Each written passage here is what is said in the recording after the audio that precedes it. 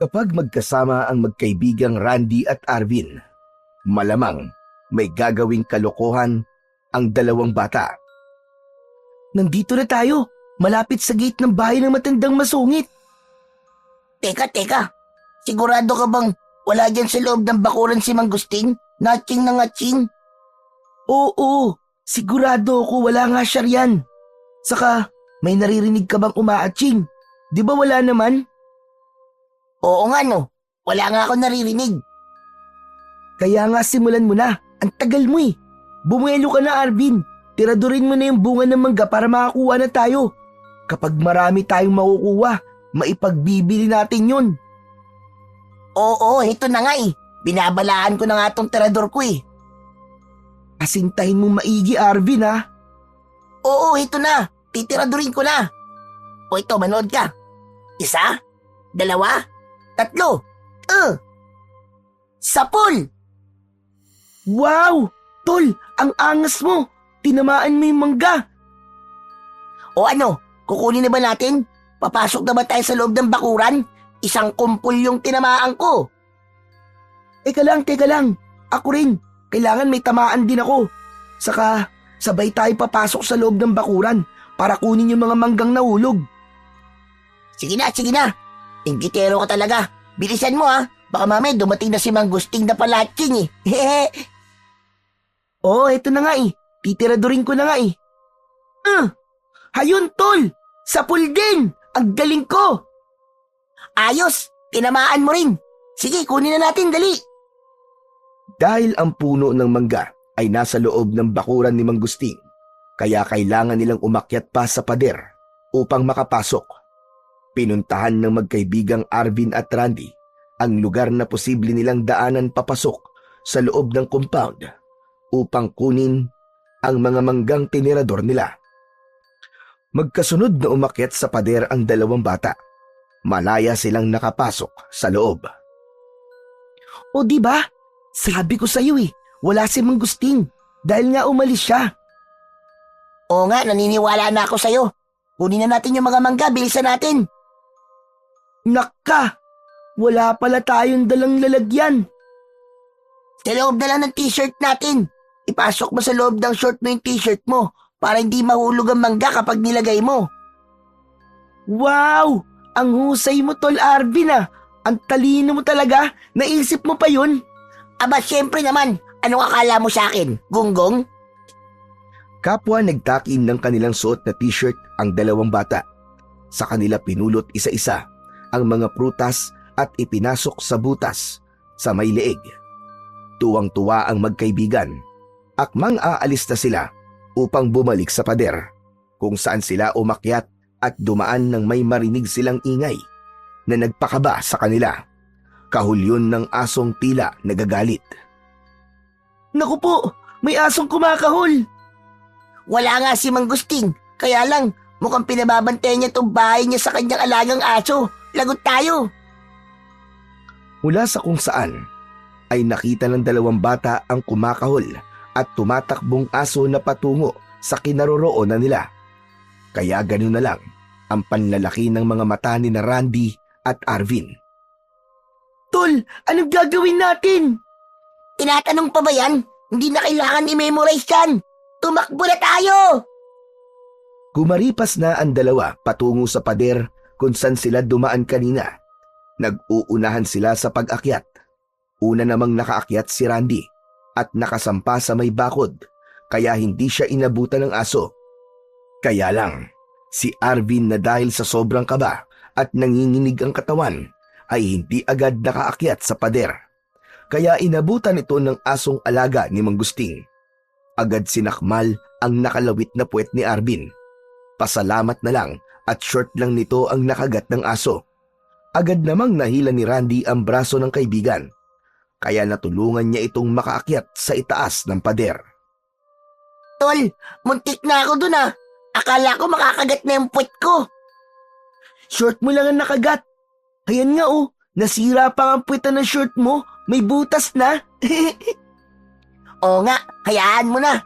Siniswerte pa rin ako. Buti, hindi nadamay sa kagat ng aso ang dalawang santol ko. Kung hindi, naku po, Lagot talaga ako. Kumakahol pa rin ang mga aso dahil nakikita pa rin ng mga ito ang dalawang bata na nasa itas ng pader. Subalit bukod sa mga asong tumatahol, ay nakita rin nila na naroon na rin si Manggusting at galit na galit. Hawak nito ang kanyang latigo na gagamitin sa dalawang pasaway na bata. Kaya napilitang tumalon si Randy at Arvin. Pareho pa silang napasubsob sa lupa nang bumagsak sila. Baliwala sa kanila yon. Ang mahalaga ay makatakbo sila papalayo habang sapu-sapu ng dalawa nilang kamay ang mga mangga na nasa loob ng kanilang suot na t-shirt. Habang tumatakbong papalayo ang dalawang bata, ay dinig na dinig nila ang sigaw ng lalaki. Galit na galit siya sa ginawa ng magkaibigan. Hoy! Mga walang hiya kayo! Bumalik kayo dito! Mga magdanakaw! Mga pesi bata! Mga walang magawa sa buhay! Magsibalik kayo rito para makita nyo ang hinahanap nyo! Ilalahin ko talaga sa katawan nyo ang latigo ko! Walang nagawa ang galit na si Manggusting. Tuloy-tuloy sa pagtakbo ang dalawang bata. Nakarating sila sa kasukalan at doon ay huminto na sa pagtakbo. Pagod na sila na halos kinakapos na ang kanilang paghinga. Grabe, muntik na tayo dun, tol ah. Oo nga eh, buti na lang, pareho tayong mabilis tumakbo, tol. Akala ko wala talaga siya ron. Pero ba't biglang sumulpot si Manggusting? Saan kaya dumaan yun? Baka nagpapahinga lang kanina nang pumasok tayo sa loob ng bakuran niya. Saka, baka ibang tao yung nakita mo na umalis at kamukha lang niya. Siguro nga. O sige, kumain na muna tayo ng hinog na mangga. Napagod at nagutom ako sa pagtakbo natin eh. Oo, tol, tama ka. Mabuti pa nga, kainin na muna natin ang mga to bago tayo umuwi.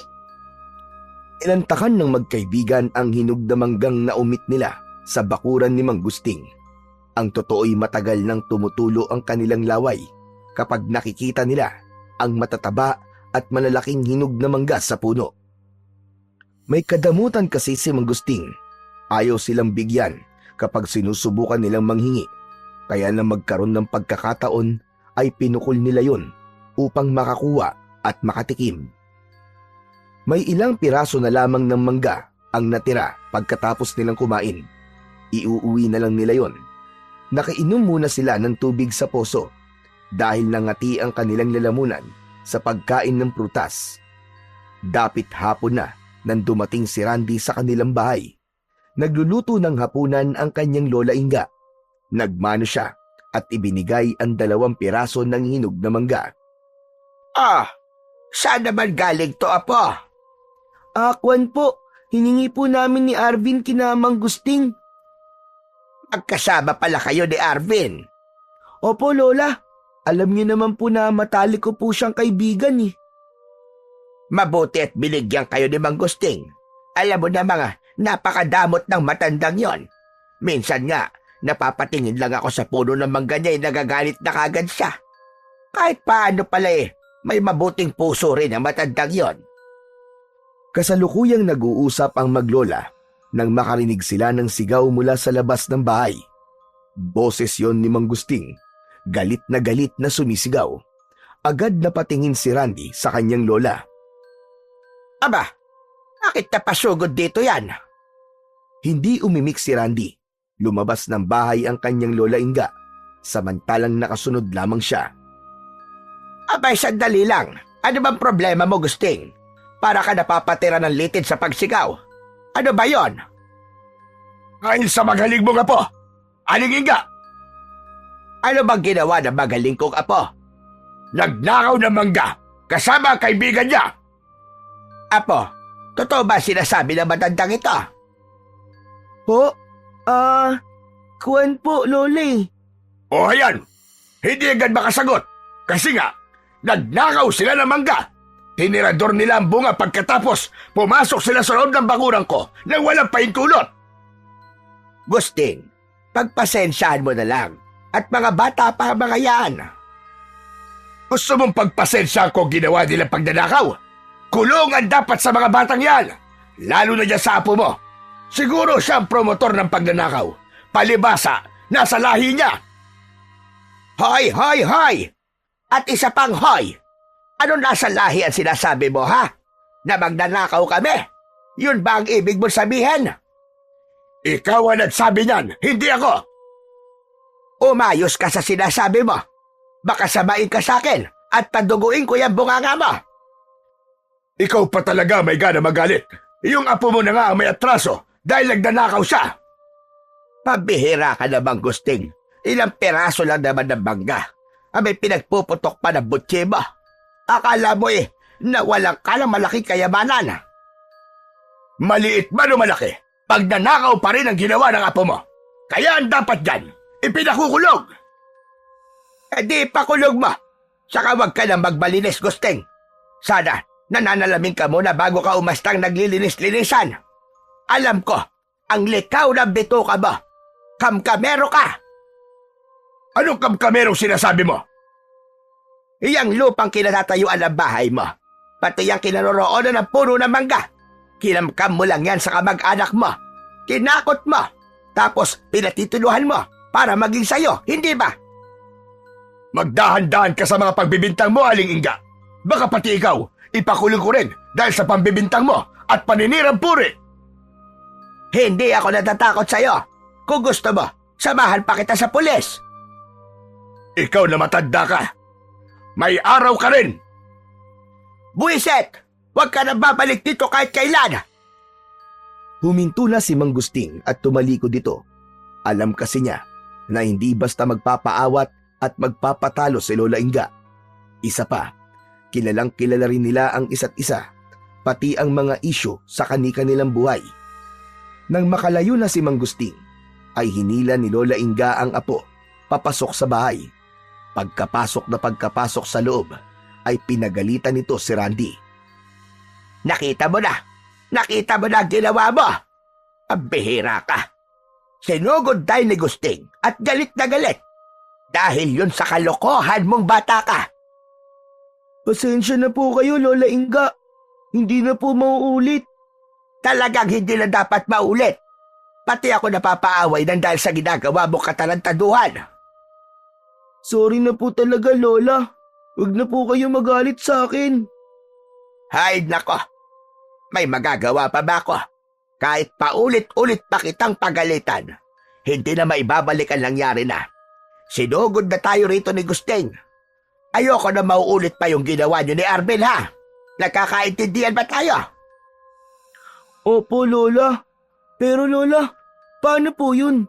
Sabi po ni Mang Gusting ipapupulis niya po ako, tapos ipakukulong po tayo. Ay naku, wag ka nagpapaliwala sa matandang si Raulong yon. Nananakot lang yon. Hindi niya yung kayang gawin. Dahil sa man, maraming kalokohang ginawa. Takot ding mahalukay ang mga kabalastugan niya. Dalawa na lamang na magkasama sa buhay, sina Lola Inga at ang apong si Randy. Balo na ang matandang babae, samantalang ang bata ay ulila na sa mga magulang. Ang tanging alam lang ng bata ay umalis ang kanyang ama at hindi na siya binalikan. Samantalang ang kanyang ina ay namatay ng dahil sa sakit. Nag-iisang anak ni Lola Inga ang ama ni Randy na si Berting, kaya masakit din sa kanya na hindi na ito nagbalik pa. Nasa edad na 4 na taon pa lang ang bata nang tuwirang si Lola Inga na ang mag-alaga kay Randy. Naging mahirap yun sa kanya, subalit dahil sa pagmamahal niya sa apo ay tiniis niya ang lahat. Hindi siya nagkulang ng paalala at pangaral sa apo habang lumalaki, sapagkat ang nais niya ay lumaki ito ng isang mabuting tao.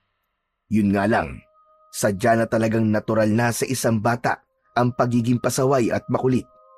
Minsan ay nakakalimot sa mga pinapangaral sa kanya, katulad na lang ng ginawa ni Randy, na nirador ng mangga ni Mang Gusting at kinuha ang bunga nang walang paalam.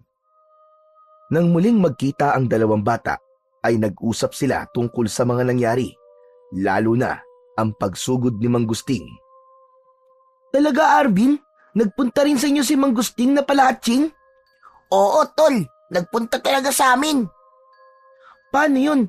E di, inaway din niya ang tatay at nanay mo. Hindi. Teka, bakit ganun? Nagpunta siya sa bahay namin. Inaway niya ang Lola Inga ko. Ano ka ba? Hindi niya kayang awayin ng itay at inay ko, no? Bakit nga? Siyempre, wala doon ang mga magulang ko na nagpunta siya eh. Kaya sinong aawayin niya? Tapos nagtago ko. Hindi ako lumabas ng bahay kahit naririnig ko yung pagtawag niya sa akin. Sayang. Alin ang sayang, Randy? Dapat pala ganun din ang ginawa namin ng lola ko. Di na lang sana namin pinansin. Di sana. Hindi niya kami inaway. Hayaan na lang natin ang manggusting na yun. Siguro, ipinaglihi talaga yun sa sama ng loob. Kaya ganun ang ugali. Ganun ba yun kapag masungit ang isang tao? Ewan ko, hindi ko rin alam. Narinig ko lang sa mga matatanda yun eh. Tapos ginaya ko. Pero alam mo, Arvin, siguro may mahigpit na dahilan kung bakit masungit yung manggusting na yun. Baka iniwan ng dating girlfriend niya. Kaya ganun ang ugali. Ay nako, hayaan na nga natin siya kung masungit siya. Siguro, wag na rin tayong pumunta sa may bakuran nila. Baka kasi kapag nakita niya tayo kung anong gawin niya sa atin eh. Luma na at may kalakihan ang bahay ni Manggusting. Ang bintana ng bahay ay malalaki, subalit lagi itong nakasara. May disenyo pa ng kapis ang pansara ng mga bintana na katulad ng mga bahay nung unang panahon ng Kastila. Nag-iisa na sa buhay si Manggusting. May nagsasabi na hindi raw naman dati ganun ang ugali niya. Subalit bigla na lamang itong nagbago. Bukod sa puno ng mangga, ay may iba pang puno ng prutas na nakatanim sa paligid ng bakuran ng matandang lalaki. Ang mga bunga nun, ang isa sa kanyang pinagkakakitaan. Madalas ay madilim ang loob ng bahay ni Manggusting dahil hindi niya gaanong binubuksan ang mga ilaw, kundi sapat na sa kanya ang maliit na isang ilaw. Nung mga sandaling yon ay malapit na ring gumabi. Nagsisimula ng lumabas ang bilog na buwan. Nasa harap ng nakabukas na bintana ang lalaki. Nakaluhod at nakayuko ang kanyang ulo. Nasa harap niya ang magkasalikop na mga palad habang gumagalaw ang labi. Umuusal ng isang uri ng dasal ang lalaki. Unti-unting nagbago ang kabuang anyo nito. Nangulubot ang muka at nagkaroon ng matutulis na tenga. Ang mga kuko sa kamay at paa ay nagkaroon ng tulis na kagaya ng sa paniki. Kumapal ang balahibo sa buong katawan at matitigas yun. Humaba ang nguso na may matutulis na pangil. Umatungal ito na nakatingala. Tumutulo pa ang malagkit na laway. Isang mabangis na aswang ang kabuuan ng itsura ngayon ni Manggusting. Sa lahat ng ayaw ko ay ginugulo ang aking katahimikan at pinakikialaman ng mga pag-aari ko. Kaya ang sino mang makialam, matitikman ang aking galit. Mula sa pagkakaluhod ay tumayo na si Manggusting na nasa anyo ng isang nakakakilabot na aswang. Kurkur ang tawag doon. Lumundag palabas ng bintana ang halimaw at tumakbong papalayo patungo sa kadiliman. Samantala, mahimbing na natutulog ang maglolang Inga at Randy, kapwa na pabalikwas mula sa pagkakahiga dahil sa pagkagulat. Lola, ano po yun? Para nagkaroon na malakas na lindol. Oo nga, Lola Inga, pero parang saglit lang, tapos biglang nawala. Muli ay yumanig ang bahay. Napayakap si Randy sa kanyang lola. Nagulat siya sa malakas na pag-alog ng kanilang bahay, samantalang pinakikiramdaman ni Lola Inga ang mga nangyayari. Lindol nga ba yun, Lola? Hindi, Apo. Hindi yun lindol. May umuga sa bahay natin. Po? Inuga po ang bahay natin? Oo, malamang. Nilalang mula sa dilim. Isang malakas na halimaw. Isang uri ng aswang. Ibig sabihin, inaaswang po tayo, Lola? Oo, Apo. Dumito ka lang. O Lola, ba't po tumayo kayo? Lola Inga, saan po kayo pupunta? Titignan ko lang ang aswang. Lola, wag na po! Huwag kang mag-alala po. Walang masamang mangyayari sa akin. Diyan ka lang. Hintayin mo ako dyan. Mula sa ilalim ng kamangyari sa kawayan ay may hinilang nakalagay sa isang sako si Lola Inga. Nakatingin lang sa kanya si Randy. Kinalag ni Lola Inga ang tali sa sako at mula doon ay inilabas niya ang isang lumang samurai kasama ang isang kwintas na inilabas niya mula sa loob ng sako. Lola, ano pong gagawin niyo dyan sa samurai? Gagamitin ko ito laban sa aswang na ibig manggulo sa atin. Sigurado po kayo, Lola? Oo, Apo. Hindi pa ganun kahina at kalampang lola mo. Magtiwala ka sa akin. Kaya ko pang harapin ang aswang na yan. Humanda talaga siya sa akin. Walang nagawa si Randy. Isa pa, kahit may edad na ang kanyang lola, ay malakas pa rin ito kumpara sa ibang matanda sa lugar nila. Lumabas ng bahay si Lola Inga, hawak ang samurai. Nakita niya sa labas na nakahawak pa sa haligi ng kanilang bahay ang aswang na kurkor na si Manggusting. Hoy! Ikaw na halimaw ka! Kung may galit ka ako, harapin mo! Huwag mong pagdiskitahan niyang haligi ng bahay namin! Nananakot ka pa! Bumitaw sa pagkakahawak sa haligi ng bahay ang aswang. Suminghot-singhot pa ito ng hangin bago tuluyang tumingin kay Lola Inga. Akala mo yata'y natatakot ako. Nagkakamali kang aswang ka. Hindi mo ako basta-basta matatakot. Sige, lumapit ka sa akin. Subukan mo lang. Lapit! Lumapit ka! Umatungal ang aswang. Nakita niya na buo ang loob at may angking katapangan ang babaeng kanyang kaharap. Kilala ko ang estilo niyong mga aswang. Dinadaan niyo lang sa laki at kapangitan, pero alam kong may karawagan din kayo. Kaya kung talaga matapang ka, lumapit ka rito. Pormahan mo! Para mabalatan kita ng buhay gamit itong samurai ko! Bakas sa aswang nakaharap ni Lola Inga ang pagkabahala. Tila nagdadalawang isip dahil sa talas ng samurai na hawak ng matandang babae. Subalit kailangang ipakita ng aswang ang katapangan niya. Para sa kanya, hindi ang katulad ng isang matandang gaya ni Lola Inga ang magpapaatras sa kanya. Umatungal ng malakas ang aswang na kurkor. Mula sa ilong ay nagbuga pa ito ng tila usok. Ang isang paa ay ikinahig pa sa lupa at saka dinaluhong niya ang lola ni Randy. Hindi ako natatakot sa'yo! Pangit na halimaw!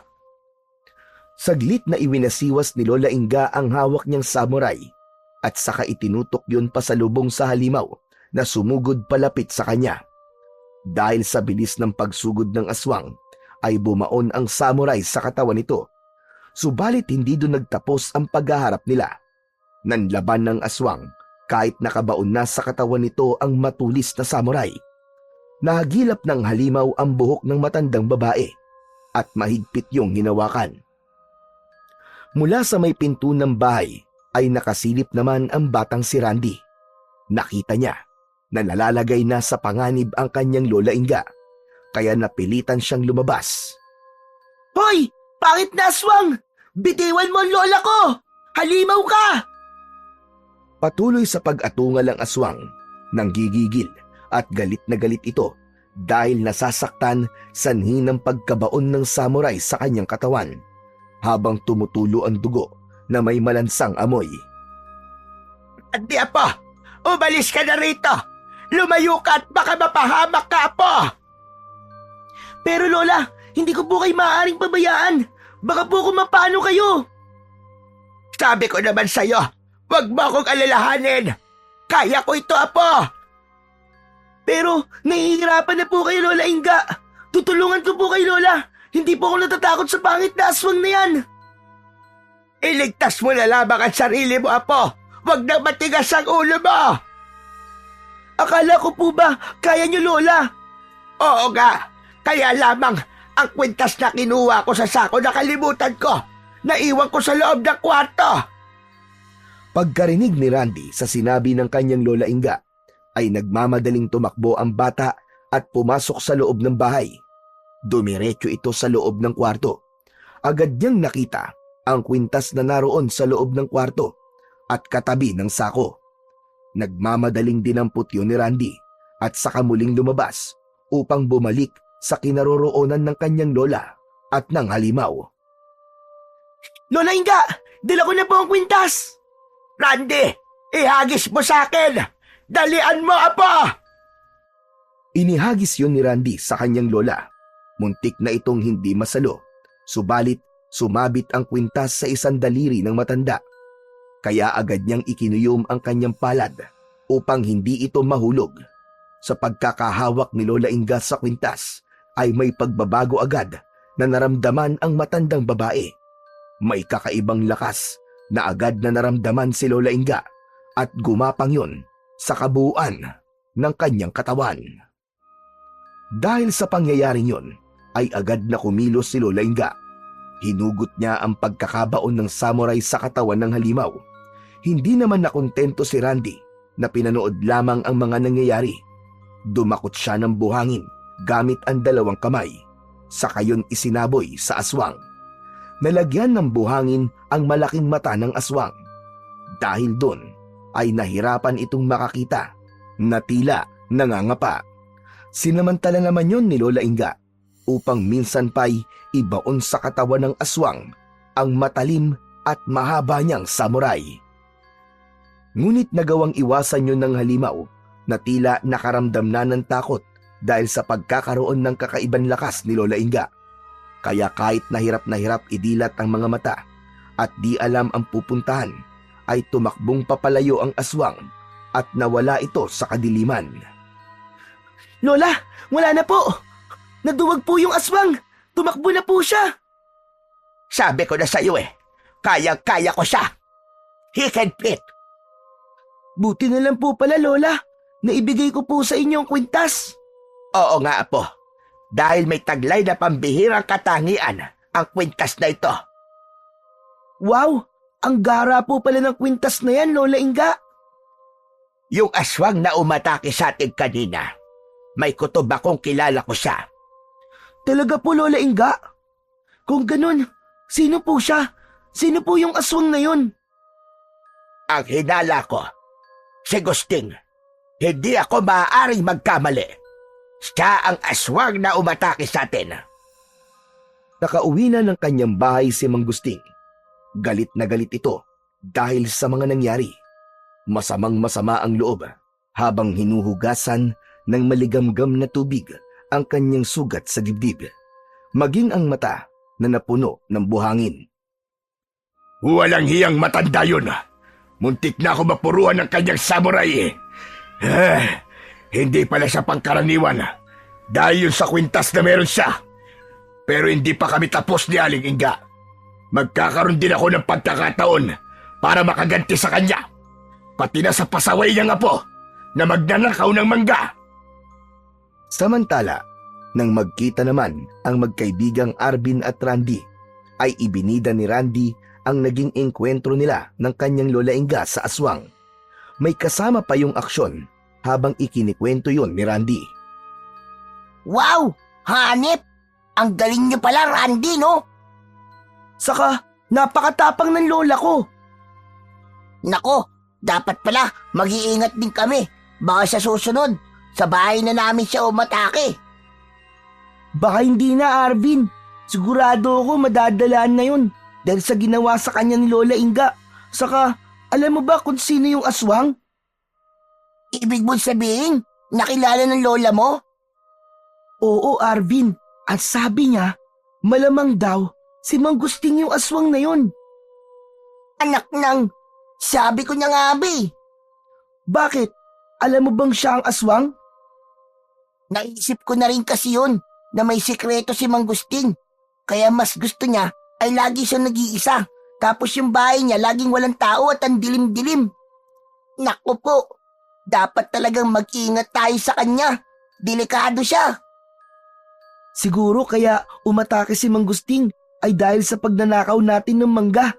Hindi niya matanggap na nanakawan natin siya. Pwedeng ganun nga. O kaya, talaga natural na sa mga aswang yung maggasik ng lagim at tumanap ng magiging biktima. Hindi ba, Randy?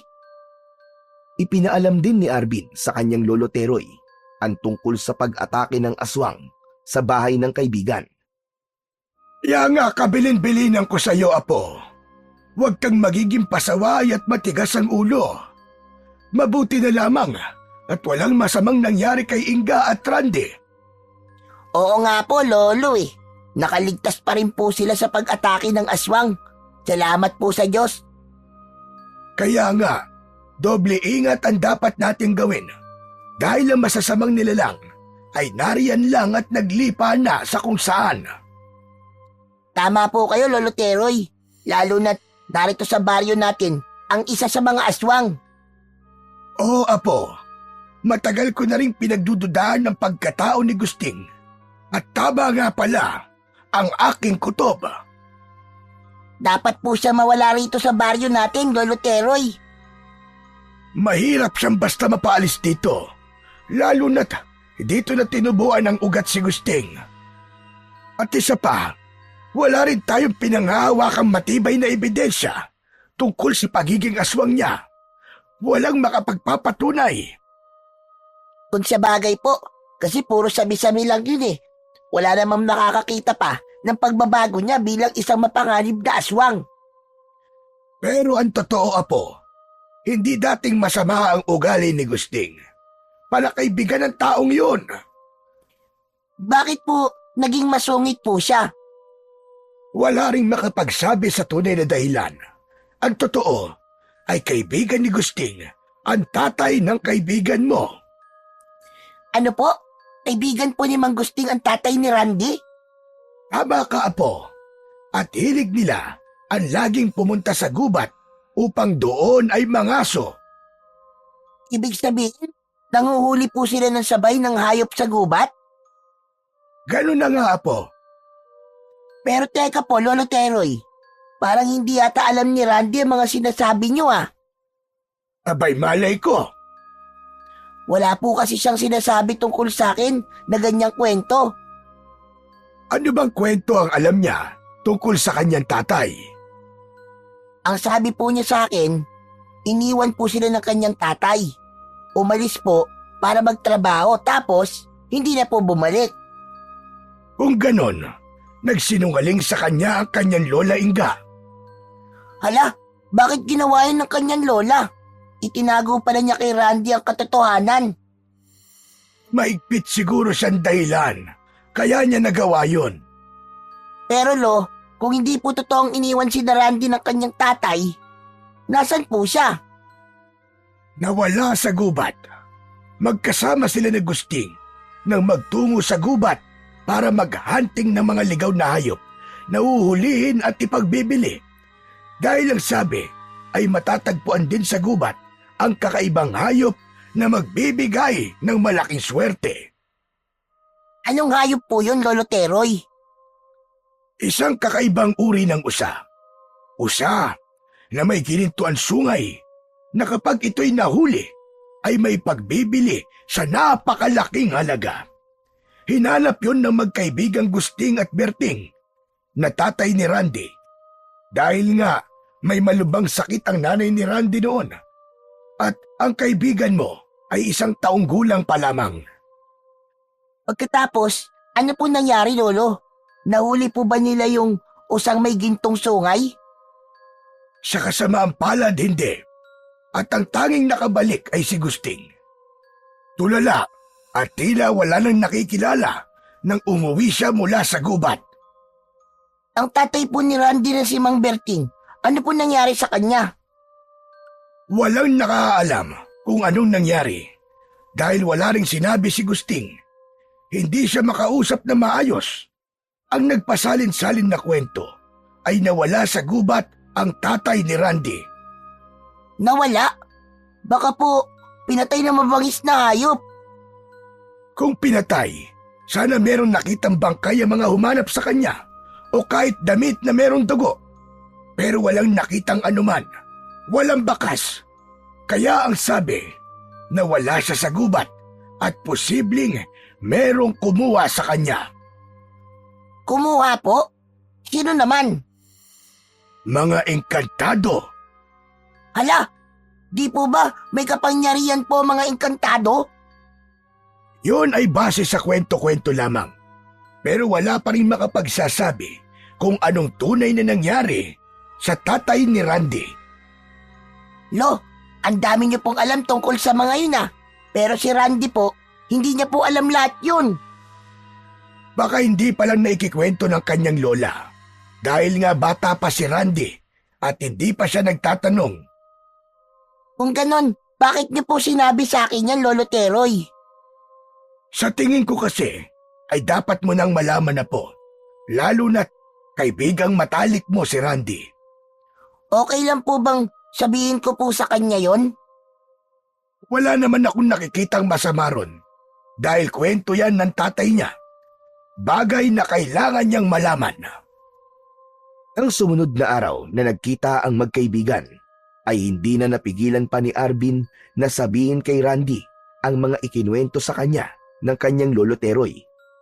Kaya kung ano ang sinabi sa kanya ng kanyang lolo ay yun din ang ipinaalam ni Randy sa kaibigan. Bagay na hindi naman kagad pinaniwalaan.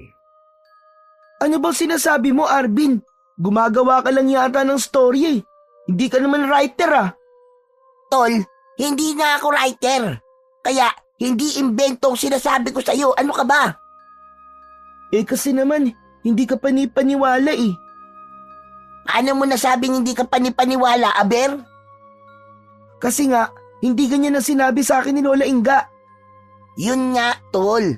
Itinago sa iyo ng Lola Inga mo ang katotohanan. Nagkakamali ka, hindi ganyan ang lola ko. Lagi niyang sinasabi sa akin yung totoo. Kasi nga, hindi naman siya sinungaling eh. Ibig mong sabihin, yung lolo ko na nagkwento sa akin na sinungaling, ganun ba? Oy tol, wala akong sinasabing ganyan ha. Ikaw ang nagsabi niyan. O sige, ganito na lang. Kung tanungin mo kaya ang Lola Inga mo, baka kasi ayaw nilang ipaalam sa iyo ang totoo. Natahimik si Randy. Alam niyang may katwiran ang kaibigan niya. Kaya lang, pag uwi sa bahay, ay hindi yun magawang itanong ni Randy sa kanyang lola. Nagdadalawang isip siya. Iniisip din niya na baka magalit lamang ang kanyang lola. Subalit ang mga sinabi ni Arvin kay Randy ay hindi na maalis-alis sa isip ng bata. Dala-dala niya yun hanggang sa kanyang pagtulog na minsan ay napanaginipan pa niya. Itay! Itay! Itay! Itay! Biglang napabangon si Randy. Nagmamadali namang lumapit si Lola Inga sa apo na kagigising lamang. Nagulat siya sa biglang pagsigaw ng apo. Aba, ano nangyari, Apo?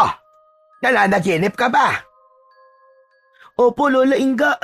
Nananaginip po ko. Tinawag mo yung Itay. Siya bang napanaginipan mo? Opo, Lola. Nakita ko po kasi siya sa panaginip ko. Kaya lang iniwan niya po ko. Bigla po siyang umalis. Diba, yun naman na sinabi ko sa'yo, na umalis ang tatay mo at hindi na nagbalik pa. Kaya ka lalong lumubha ang karamdaman ng inay mo hanggang sa namatay siya sa sakit. Kaya lang po, Lola.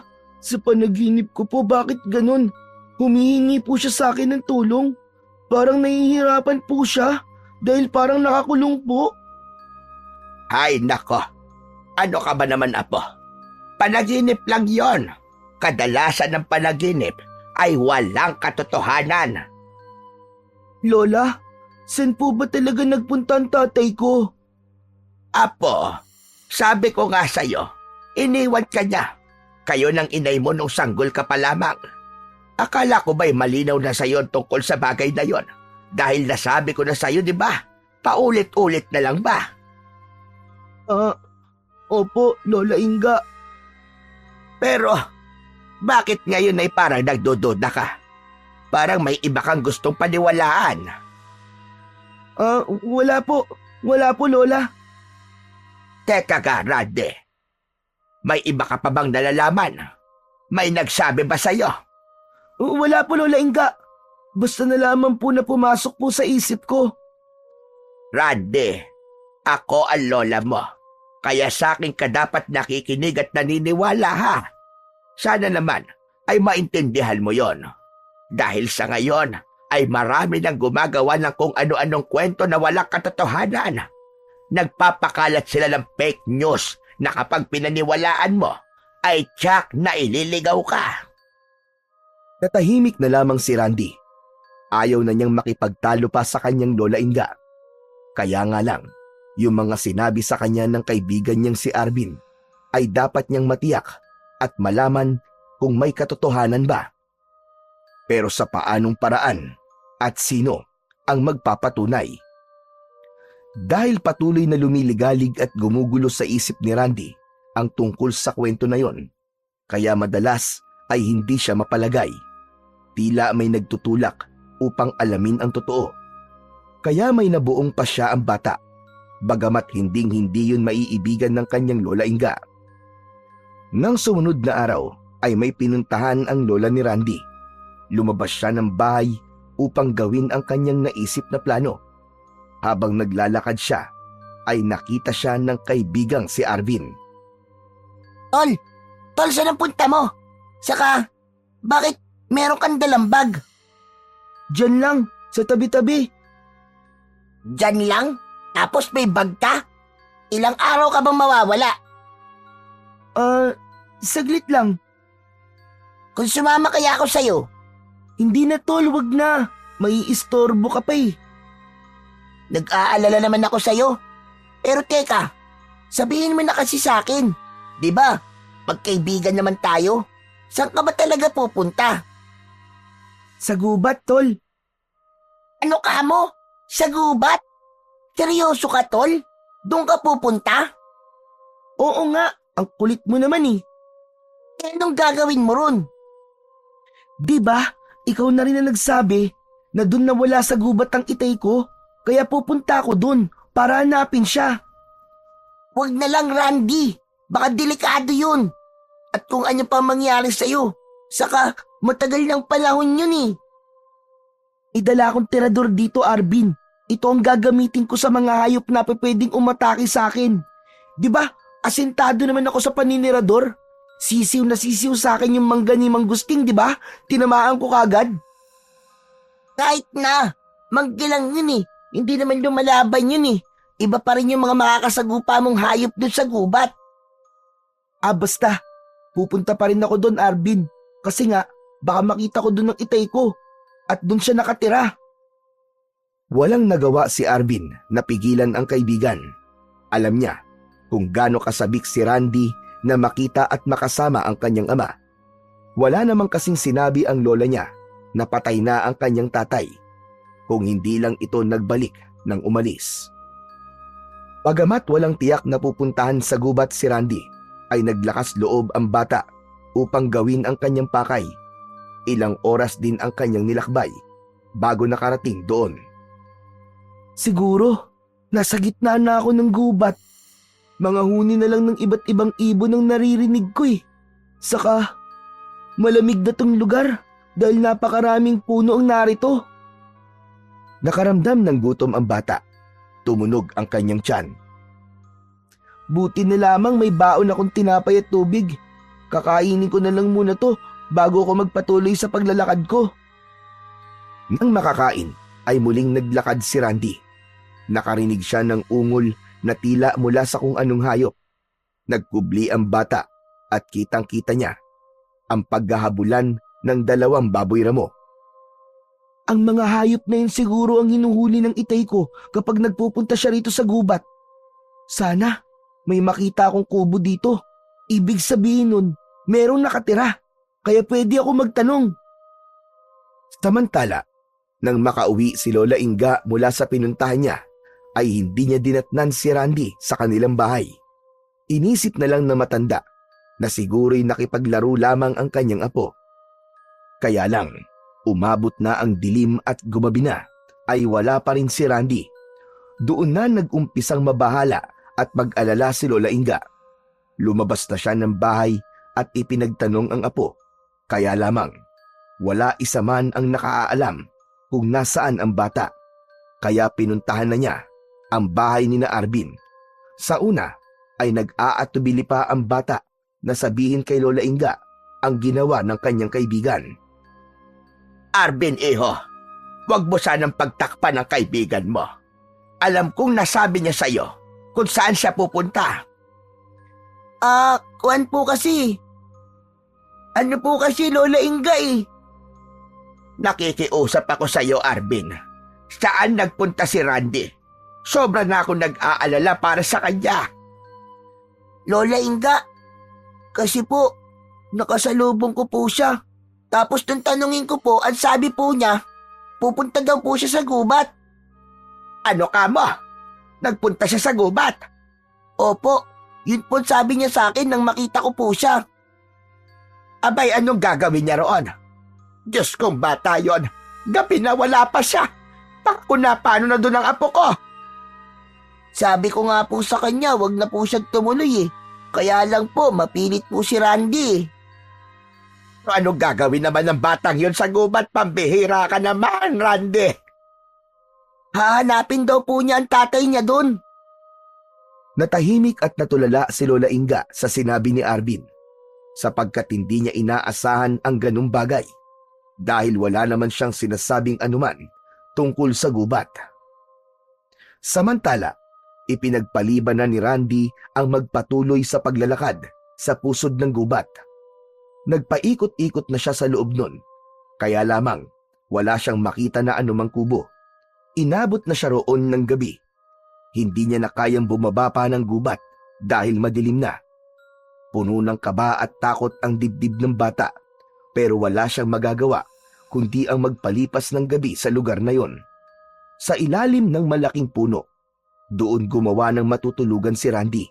May dala siyang flashlight na ginamit niya upang makakilos siya sa madilim na gubat. Ginaya niya ang mga napapanood niya sa TV kung paano siya makakagawa ng pansamantala niyang matutulugan. Mga tuyong dahon ang kinuha niya upang maging latag. Magdamag na hindi nakatulog si Lola Inga dahil sa pag-aalala sa kanyang apo. Kinabukasan ay naghahanda siya para sundan ng apo sa gubat nang may kumatok sa pinto. Napakunot noon na lumapit ang matanda at binuksan ang pinto ng bahay. Si Randy yun, na basang-basa dahil sa ulan.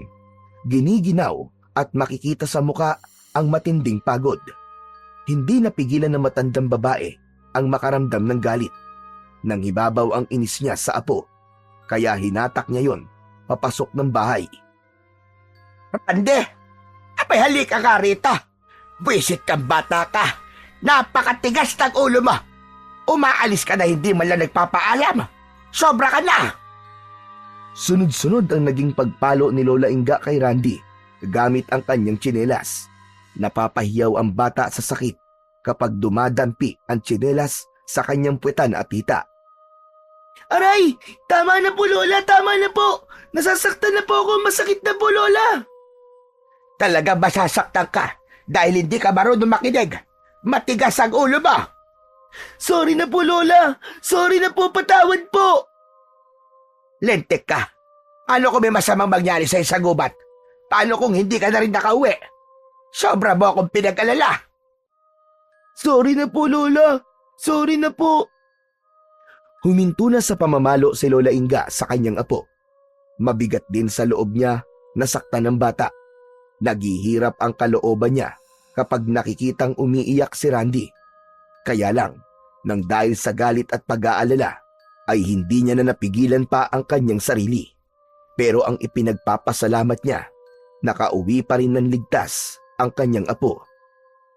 Pagkatapos paluin at pagalitan ni Lola Inga ang apo, ay inasikaso niya rin naman ito upang makapaglinis ng katawan at makapagpalit ng damit. Hindi naman siya galit ng tuwiran sa apo, kundi ang ikinakasama lang ng loob niya ay ang ginawa nitong pagsuway sa kanya, ang pag-alis ng walang paalam.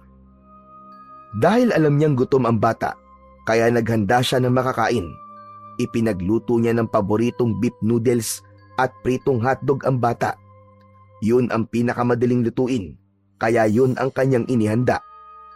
Tahimik namang kinain ni Randy ang inihanda ng kanyang lola. Pagod siya at gutom, kaya kailangan malamnan ang kanyang tiyan. Inayos din ng matanda ang tutulugan ng apo. Nasaktan man ni Lola Inga si Randy, subalit naroon pa rin sa puso ng matanda ang pag-aalala at pagmamahal sa bata. Magdamag na nag-isip at hindi nakatulog si Lola Inga. Nang gabi rin yun ay may nabuo siyang pasya. Kinabukasan, alam niya na nakapagpahinga na ang bata. Handa na siyang usisain ito tungkol sa ginawa. Kalmado na rin ang nararamdamang inis ng matanda sa kanyang apo, kaya alam niyang makakapag-usap sila ng maayos. Galit ka ba sa akin, Randy Apo? Hindi po, Lola. Alam ko pong mali naman po ang ginawa ko. Tama ka. At hindi mo dapat ginawa yon at hindi na dapat maulit. Opo. Pero Lola, gusto ko lang po kasi talagang malaman kung naroon nga ba sa gubat ang itay ko. Teka, sino ba kasi nagsabi sa'yo ng kalokohang yan? Lola Inga, hindi ko po pwedeng sabihin eh. Jack, magagalit po kayo sa kanya. Ano po ba talaga ang totoo? Malaki naman na po ako eh. Gusto ko pong malaman ng mga nangyari. Natahimik ang matandang babae. Naisip niya na lumalaki na at nagkakaisip na si Randy. Nagiging mapagtanong na ito. Kung anuman ang katotohanan, ay hindi niya na yon maitatago pa at maikukubli sa bata. Lola, gusto ko pong malaman mula sa inyo ang totoo. Saka, bakit po ba kayo nagalit sa pagpunta ko sa gubat? Dahil ayoko may masamang mangyari sa'yo, Apo. Hindi ko kayang may isa pang mahal ko sa buhay ang mawawala sa gubat at hindi na makakabalik pa. Ang itay ko po ba ang sinasabi nyo? Natigilan si Lola Inga. Ibinisto na siya ng kanyang bibig. Nadulas siya at nasabi ng hindi inaasahan ang lihim na itinatago niya. Tatay ko po ba ang sinasabi nyo, Lola? Gusto ko pong malaman ng totoo mula po sa inyo, Lola. Para hindi na po ako magtanong kung kanino. Wala nang magagawa pa si Lola Inga. Nadulas na siya at nasabi na niya ang dahilan ng kanyang pag-aalala at takot. Marahil, tamang panahon na rin yun upang ganap na niyang ipaalam kay Randy ang buong katotohanan. Oo, Apo. Ang itay mo nga ang tinutukoy ko. Nawala siya sa gubat dahil sa paghahanap sa usang may gintong sungay. Nais kasi niyang hulihin yon. Magkasama sila noon ni Gusting. Ipinagpatuloy ni Lola Inga ang pagkikwento kay Randy. Kaparehas na kaparehas yon ng mga kwento sa kanya ni Arvin na galing naman sa loloteroy ng kaibigan niya. Seryosong pinakinggan ni Randy ang bawat detalye ng mga sinasabi ng kanyang lola. Kung ganun po pala, may alam po si Mang Gusting tungkol sa itay ko. Ano nga ay ganon? Maaari nating malaman ang totoo kay Gusting. Kaya lamang, hindi na niya maalala ang lahat. Dahil nang magbalik si Gusting mula sa gubat, ay tulala siya. Para siyang mababaliw. At nang umayos ang kanyang kalagayan, ay wala na siyang maalala at maikwento. Bukod doon, ay naging masungit at magagalitin siya. Mas gusto niyang laging nag-iisa at umiiwas sa mga tao. Pero sabi niyo po, baka siya rin po ang aswang na umaatake sa atin, di ba? Oo, Randy, tama ka. At may kutob din ako na ang pagiging masamang nilalang niya ngayon ay may kinalaman sa nangyari sa kanila ng itay mo. Sana pala, pwede kong makausap si Mang Gusting. Wag na, Apo. Wag na. Dahil wala kang makukuhang anumang impormasyon galing sa kanya. Kung naging aswang po si Mang Gusting pagkatapos niya po magtungo sa gubat, baka po, isang aswang na rin po si itay. Gaya nga ng nabanggit ko na sa iyo, walang nakaalam sa totoong nangyari. Samantala, nang magkita ang dalawang bata, ay kanilang napag-usapan ang mga lihim na kanilang nalaman. Halos magkapareho ang kwento ni Lolo Teroy at Lola Inga. Ganon din pala ang kwento sa'yo ng Lola Inga mo. Oo, Arvin, tol. Gusto ko talagang hanapin ang itay ko. Dapat magpaalam ka kasi ng maayos sa lola mo para hindi siya nag-aalala. Pero ang iniisip ko lang ay kung papayagan niya ako. Yung minsan ngang nagpunta ako sa gubat galit na siya eh. Iba nun. At iba ngayon. Noon kasi, di pa niya nasasabi sa iyo ang totoo. Pero ngayon, ipinaalam niya na sa iyo ang tunay na nangyari sa itay Berting mo. Siguro, maiintindihan ka niya kung magplano kang pumunta doon. Sana nga, Arvin. Sana nga. Gusto ko na talagang makita ang itay ko, Arvin. Matatahimik lang ako at mabubuo ako kapag nakilala ko na siya. Pag pinayagan kang pumunta sa gubat, kung gusto mo, samahan kita. Talaga, tol? Oo naman, magkaibigan tayo, di ba? Kaya dapat nagtutulungan tayo at nagdadamayan. Salamat, tol Arvin ah. Kaibigan talaga kita. Maaasahan ka kahit kailan. Oo naman, di ba? Sinasamahan nga kita sa kalokohan eh. Kaya handa rin kitang samahan sa paggawa ng mabuti, lalo na sa paghahanap sa tatay mo. Alam ko kasi na yun ang magpapasaya sa iyo kapag nakita mo na ang tatay mo. Oo naman. Matagal na akong sabik na sabik kay tatay. Kaya nga ngayon may pagkakataon na pwedeng makasama ko na siya. Gagawin ko ang lahat, tol. Mula nang malaman ni Randy ang totoo tungkol sa tatay niya, ay hindi na siya mapalagay. Sa bawat araw na lumilipas, ay walang ibang nasa isip niya, kundi ang makita ang kanyang ama. Umaasa siya na buhay pa si Berting. Kaya't bagamat may pangamba, ay naglakas loob si Randy na magpaalam sa kanyang lola. Ay nako, alam ko darating ang pagkakataong ito, apo. At inaasahan ko na yon. Hindi po kasi ako matatahimik, Lola Inga. Naiintindihan kita, apo. Ibig po bang sabihin, Lola, papayagan niyo po ako para hanapin ko po sa gubat ang tatay ko? Oo, apo. Pumapayag na ako. Kahit alam kong hindi yon magiging madali. Huwag po kayong mag-alala, Lola. Mag-iingat po ako. Maraming salamat po at naintindihan niyo po ako, Lola. Pagpayag na yon ni Lola Inga, ay agad na sinabi ni Randy kay Arvin. Tuwang-tuwa ang kanyang kaibigan. Minsan pa'y tiniyak ni Randy ang naging pangako nito. Oh, pumayag na ang lola ko. Sabi mo, sasamahan mo ko ah. Oo naman, may isang salita kaya ako, tol. Talaga ah? Wala nang bawian ah. Ang kulit mo naman. Paano kung hindi pumayag ang lolo Teryo mo? Papayag yun. Kung sakaling hindi, abay, di gagawa ko ng paraan. Agad na sinabi ni Arvin sa kanyang lolo ang plano nilang dalawa ni Randy. Yun nga lang, malaking hindi ang naging sagot ni Lolo Teryo. Ayaw niyang sumama si Arvin sa pagtungo sa gubat. Gusto niyo na bang magpakamatay na dalawa, ha? Just kayong mga bata, ire. OA naman tong si Lolo. Patay ka agad. Hindi biro ang magtungo roon. Ang gubat na pupuntahan nyo ay puno ng hiwaga at kababalaghan. Lolo, wala po kaming gagawing masama roon. Alam ko naman yon. Pero hindi madali hanapin ng taong hindi nyo alam kung buhay pa o matagal na palang patay.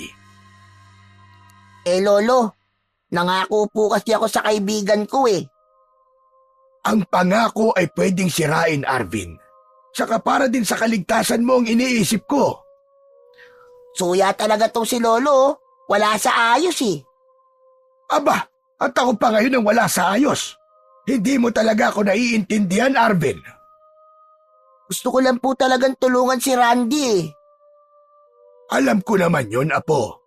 Pero hindi niya kayang sagutin ang buhay mo. Yun ang dapat na inilalagay mo dyan sa kokote mo. Walang nagawa si Arvin. Kahit anong pakiusap niya sa kanyang lolo, ay maigpit ang pagtutol nito. Subalit hindi niya pwedeng biguin ang kanyang kaibigan. Umaasa ito na sasamahan niya. Kaya nga, nang magkita sila muli at tanungin siya ni Randy, ay nagsinungaling si Arvin. Sinabi niyang pumayag ang kanyang lolo, kaya tuwang-tuwa ang kanyang kaibigan. Kaya lang, may malaking problema si Arvin. Paano siya aalis ng bahay kapag patungo na sila sa gubat? Dahil wala nang atrasan pa ang plano ni Randy, kaya naghanda na ang bata ng mga kailangan niyang dalhin. May baon na rin siyang pagkain para sa kanilang dalawa ni Arvin. 2 araw ang plano nilang manatili roon sa gubat. Bago pagganap na umalis si Randy patungo sa gubat, ay ipinaalam na rin ni Lola Inga ang mga bagay na dapat maunawaan at malaman ng kanyang apo sa pagtungo nito sa gubat. Ang usa na may gintong sungay, yun ang kailangan niyong makita roon, apo. Bakit po, Lola? Pinaniniwalaan na isang engkantado ang usa na yon at hindi siya pangkaraniwan. Posibleng siya ang magiging susi sa gagawin mong paghahanap sa iyong ama. Nagtungo siya roon para huliin ang usang may gintong sungay para sa inay mo na may malubhang sakit.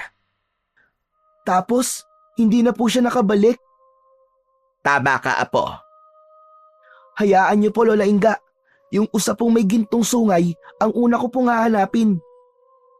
Kailangan mo ang dobleng pag-iingat, apo. Dahil musmus lang si Randy, natutungo sa gubat para sa isang delikadong misyon.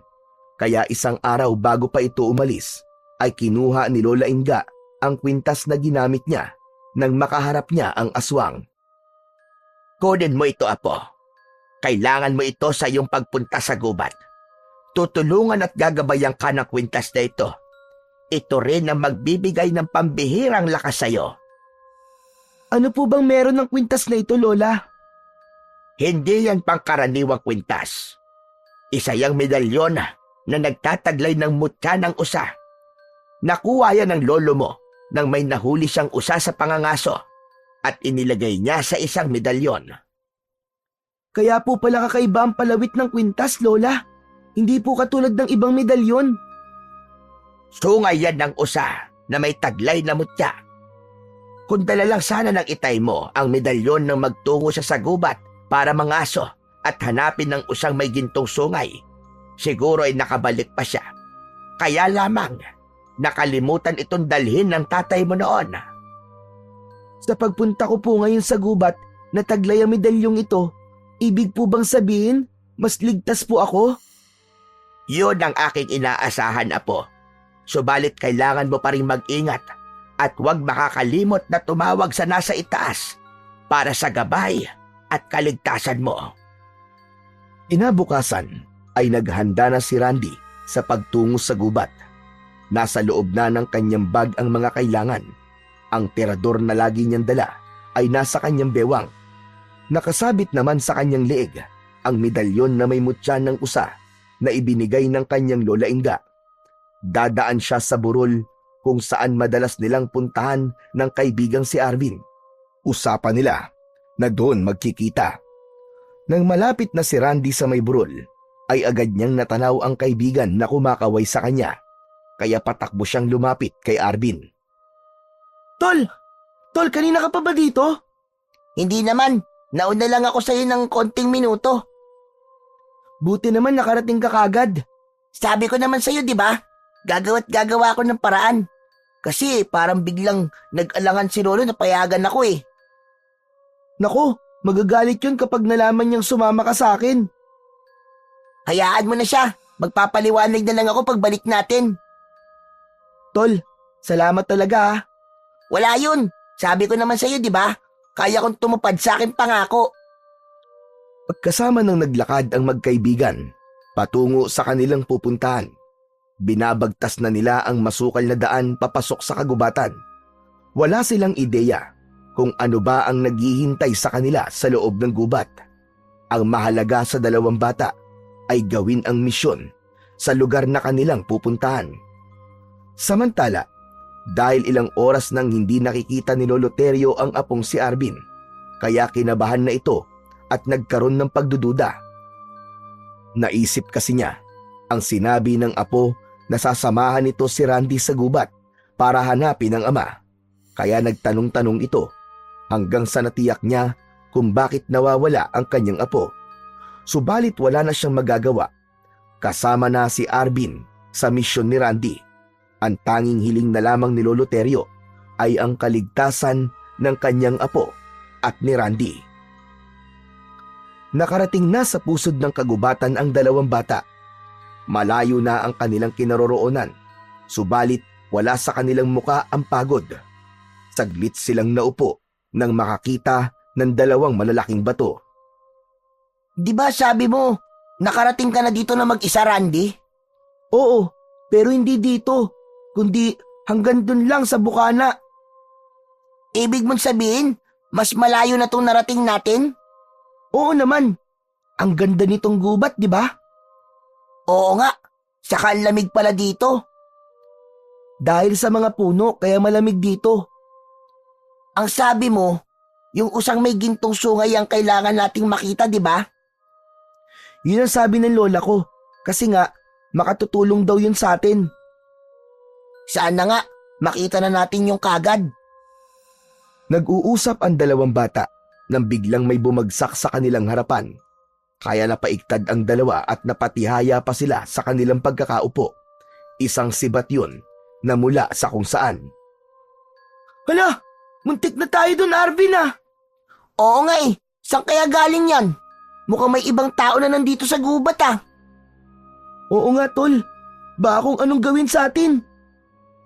Ihanda natin ang ating tirador. Baka kalaban yun. Oo, Arvin. Oras na may gawin siya sa atin. Tsak, mabubukulan siya. Tara na, umalis na muna tayo dito. Tumayo na ang dalawang bata upang ipagpatuloy ang paglalakad. Kaya lang, may narinig silang kaluskos. May ibang tao nga. Nandito na sila sa paligid natin. Anong gagawin natin, tol? Mula sa masukal na damo ay lumitaw ang isang lalaki na nakasuot ng bahag at may dalang pana. Sa kanya marahil galing ang sibat na nakita nila kanina. Sa tingin nila ay isa itong katutubo. Huwag kayong kikilos sa masama! Itinaas ng dalawang bata ang kanilang dalawang kamay. Sino kayo? Paano kayo nakarating sa lugar na to? Hindi po kami masamang tao. Kaibigan po kami. Mababait po kami, Manong. Kung ganun, anong kailangan nyo sa gubat na to, ha, mga paslit? Meron po kaming hinahanap eh. Hinahanap po namin ang tatay ko. Matagal na po kasi siyang nawawala, Manong. Gusto ko na po siyang makita. Iba ang naging dating sa lalaki nang sinabi ni Randy. Tila may nasaling sa damdamin nito sa kanyang narinig. Ibig mo sabihin, nawawala ang tatay mo? Opo, Manong. Kaya sana po, matulungan niyo rin po kami. Bumaba na ang emosyon ng lalaki. Kung kanina'y tila galit ito nang makita ang dalawang bata. Ngayon ay awa na ang nararamdaman nito sa kanila. Hindi madali ang pakay nyo, lalo na sa lugar na ito. Isa pa, lubang mapanganib para sa gaya nyo. Mabuti pa sumama kayo sa akin. Po, saan niyo po kami dadalhin? Huwag kayong matakot, hindi rin ako masamang tao. Di ba sabi nyo, kailangan nyo ang tulong ko? Opo, Manong. Dahil nararamdaman po namin na malaki po ang may tutulong niyo sa amin. Kaya nga sumama kayo sa akin para meron din kayo mapagpapahingaan. Mukhang pagod na kayo at gutom na gutom. Nagkatinginan ang dalawang bata dahil totoo ang sinabi ng lalaki. Napapagod na rin sila at nagsisimula na rin kumalam ang kanilang bituka. Unang lumakad ang lalaki at sumunod sa kanya ang magkaibigan. Isinama ng lalaking katutubo sina Randy at Arvin sa tinutuluyan nito na isang kuweba. Ang loob nito ay natatanglawan ng siga na gawa sa kapirasong tela na ang dulo ay merong langis upang hindi mamatay ang apoy at magpatuloy sa pagbibigay ng liwanag. Inilabas ng lalaki ang pagkain. Tapang karne, lamang ugat at mga prutas ang inihanda sa kanila. Heto, kumain kayo. Ako nga pala si Camilo. Ako naman po si Randy at siya naman po ang kaibigan ko si Arvin. Kumusta po kayo, Mang Camilo? Ayos lang ako, Arvin. Sige na, kumain na kayo. At saka na lamang tayo mag-usap. Mas mainam na may laman ng inyong mga tiyan bago tayo magkwentuhan. Naging palagay ang loob ng dalawang bata dahil ramdam nila na tila mabuting tao ang kanilang kaharap na si Camilo. Masarap ang tapang inihanda nito, kaya naparami ang kain ng magkaibigan. Samantala, hindi sanay si Lola Inga na nag-iisa, kaya lungkot na lungkot ang pakiramdam niya. Unang araw yun na wala ang kanyang apo. Alam niya, nadala ni Randy ang medalyon na may mutya ng usa. Subalit hindi pa rin maalis sa kanya ang mabahala at mag-alala. Subalit isang bagay ang kanyang inaasam sa pagtungo ng kanyang apo sa gubat. Nasa 10 taon nang nakalilipas mula nang mawala ang anak ko si Berting sa gubat na yon.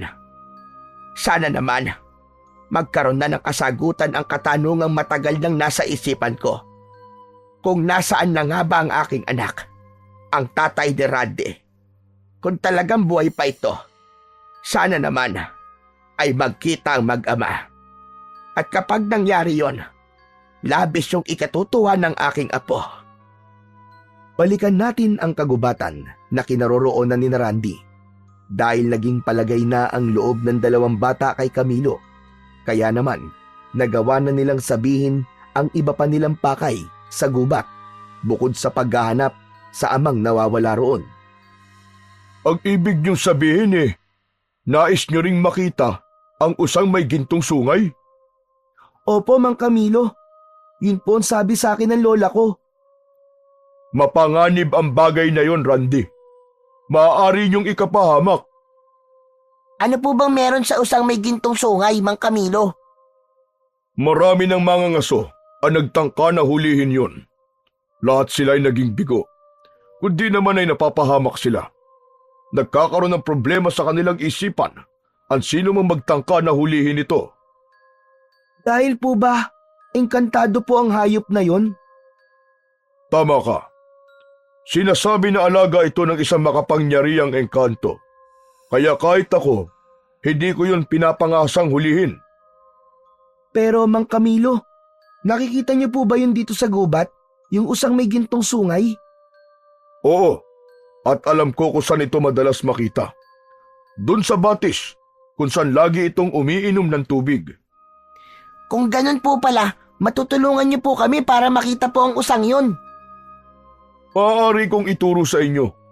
Subalit, hindi niyo ako maaasahan para tulungan kayong hulihin yun. Gaya ng sinabi ko, mapanganib yun.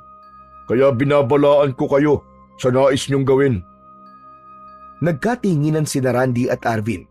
Alam nilang hindi biro at lalong hindi panakot ang babala ni Camilo sa kanila. Kaya nga lamang, isa yun sa dahilan ng kanilang pagtungo sa gubat. Sapagkat ayon kay Lola Inga, ay ang hayop na yon ang posibleng maging susi upang makita nila ang nawawalang ama ni Randy at malaman kung ito'y buhay pa. Kasalukuyang nag-uusap sina Camilo at ang dalawang bata nang makarinig sila ng iba't ibang ungol at ingay galing sa labas ng kuweba. Napatayo si Camilo. Makikita sa kanya ang pagkataranta at pagkabahala. Hindi maaari. Nakarating na sila rito. Andito na ang mga halimaw. Ha? Ano pong halimaw, Mang Camilo? Ibig niyo sabihin, Mang Camilo, may halimaw dito sa gubat? Mga ligaw na hayop po ba sila? Hindi, Arvin. Sila ang umuubo sa mga hayop na narito sa kagubatan. Sinisira nila ang pagiging balanse ng gubat na ito. Ano po bang klaseng halimaw sila, Mang Camilo? Mga aswang. Mga aswang na nanganganlong dito sa kagubatan. May aswang din po dito? Oo, tama ka, Arvin. Sila mga aswang na dati nasa kapatagan. Subalit na mapatay ang kanilang mga kalahi, ay sila na lamang ang naiwan. Mas pinili nilang dito na manatili sa gubat. Ang kanilang mga binibiktima ay mga hayop. Hindi po ba kayo natatakot sa mga aswang? Sanay na ako sa kanila. Pero nag-iisa lang po kayo. Nasaan na nga po pala mga kasama nyo? Ang totoo'y palaisipan ng kanilang pagkawala. Isa-isa silang nawala, samantalang dumarami naman ang mga aswang. Baka po, pinatay ng mga aswang ang mga kalahi nyo. Walang makapagsabi kung pinatay nga sila. Pero may ibang nagsasabi na mga aswang kaya sila dumadami dito sa gubat ay dahil sila mga nawawalang mga katutubo. Ibig niyong sabihin, naging aswang ang mga kalahi niyong katutubo, Mang Camilo? May nagsasabing ganun na nangyari, pero walang makapagpatunay. Saka hindi rin malinaw kung paano sila naging aswang. Nakakatakot pala dito, Randy. O hayan na, naduduwag ka na. Arvin, huwag kang mag-alala. May kakampi tayo. At hindi niya tayo pababayaan. Yun ang sinabi sa akin ng Lola Inga ko. Napatingin si Arvin sa kaibigan. Alam niyang ang tinutukoy ni Randy ay ang suot nitong medalyon na may mutya ng usa. Muli ay narinig nila ang pagkakaingay ng mga aswang na nasa labas ng yungib. Bakit nga po pala nandito yung mga aswang? Nalaman nila ang pagdating nyo. Naamoy nila ang mabango at sariwang dugo nyo. Lalo na't mga bata pa kayo. Naka! Patay! Tayo pala ang pakay ng mga aswang na yun. Pero huwag kayong mag-alala. Akong bahala sa inyo. Hindi ko kayo pababayaan. Bisita ko kayo. At hindi ako papayag na may gawing masama sa inyo mga aswang na yun. Tutulungan po namin kayo, Mang Camilo. Teka, Tol. Bakit kasama ako? Hindi ko sila kakayanin. Ikaw lang tong... Oo nga pala, no? Sige, kami na lang ni Mang Camilo ang haharap sa mga aswang. Sigurado ka ba, Randy? Kaya mong harapin ang mga aswang? Opo, Mang Camilo. Kayang-kaya po yan ang kaibigan ko. Maniwala po kayo. Halika, lalabas tayo ng kuweba. Hindi sila titigil hanggat hindi nila nagagawa ang kanilang gusto. Sige po, sasamahan ko po kayo. Kunin mo to, Randy. Isang sibat na antalim ay may panlaban sa mga aswang. Ang bawat tamaan yan ay tiyak ang kamatayan dahil sa lasong nasa dulo ng sibat. Salamat po, Mang Camilo. Ang sa akin naman ay itong pana at busog. Ito ang sandata ko laban sa mga aswang. Naiwan sa loob ng kuweba si Arvin. Gusto sana niyang makatulong, pero gaya nga ng sinabi ni Mang Camilo, mapanganib ang mga aswang na yon. Baka kung mapaano lang siya, lalo na't wala siyang anumang agimat na magagamit. Hindi gaya ni Randy. Buo ang loob ni Randy na sumama kay Mang Camilo. Lumabas sila sa loob ng kuweba. Hawak ng katutubo ang sulo na kanilang tanglaw. Nanlaki ang mga mata ng bata nang makita ang napakaraming aswang na nakaabang malapit sa bukana ng yungib. Inihagis ni Mang Camilo ang dalang sulo sa mga aswang. Nabulabog ang mga ito, lumayo sa bukana ng yungib. Nagkanya-kanya ng iwas sa sulo na lumikha ng maliit na sunog nang mahulog yon sa damuhan. Ang pagkataranta ng mga aswang ay sinamantala naman ni Mang Camilo. Agad niyang pinakawalan ang sibat na nasa busog. Asintado ang taong katutubo. Sapul sa dibdib ang bawat aswang na tamaan. Sinugod naman ng ibang aswang si Randy dahil naglalaway sila nang maamoy ang sariwang dugo ng bata. Subalit hindi pumayag si Randy na maging biktima siya ng mga halimaw na yon. Hawak ang mahabang sibat ay isa-isa niyang pinatamaan sa iba't ibang bahagi ng katawan ng aswang na umatake sa kanya. Gaya ng sinabi ni Mang Camilo, ay agad na nahilo at bumubulagta ang bawat tamaan ng sibat. Mabisa nga ang lason na nasa dulo ng sibat na hawak ng bata. Nakita ng mga aswang ang pinsalang nilikha ni Mang Camilo at Randy sa kanilang grupo. Sapagkat marami kagad ang napatay at ang iba naman ay may malulubhang sugat, kung kaya umurong na ang iba sa kanila. Takot din silang tuluyang malipol. Nakita ni Arvin ang pagtatagumpay ni Randy laban sa mga kampon ng kadiliman. Sumunod siya nang lumabas si Randy, pero nagkubli sa may bukana ng yungib. Kaya napanood niya ang sagupaang nangyari. Kitang-kita niya ang kahusayan ni Mang Camilo at Randy sa pakikipaglaban sa mga aswang. Samantala, sa lugar na iniwanan ni Randy at Arvin, mula nang umalis ang mga ito, ay hindi makapagtulog si Lola Inga. Hindi niya maalis na di mabahala at mag-alala. Lagi niyang naiisip ang kanyang apo. Habang nag-aalala ang matandang babae kay Randy, nakarinig siya ng kung anong ingay sa labas ng kanyang bahay. Kasunod ay ang pag-iingay ng kanyang mga alagang hayop na tila natatakot. Bumangon si Lola Inga. Kinuha ang isang kaputol na kahoy na nasa may pinto. Maaaring may kung anong hayop na gustong makialam sa kanyang mga alagang manok. Tuloy-tuloy itong lumabas ng bahay. Subalit bago pa siya makarating sa likod ng bahay upang tignan ang mga alagang hayop, ay humarang sa kanya ang isang nakakatakot na nilalang. Isang aswang yon na nanlilisik ang mata at nais siyang atakihin. Agad na ginamit ng matandang babae ang hawak na kahoy upang hatawin ang halimaw na nasa kanyang harapan. Subalit agad na nahawakan nito ang kamay ni Lola Inga. Kasunod ay isang malakas na suntok ang pinakawalan ng halimaw. Nawalan ng malay ang matandang babae.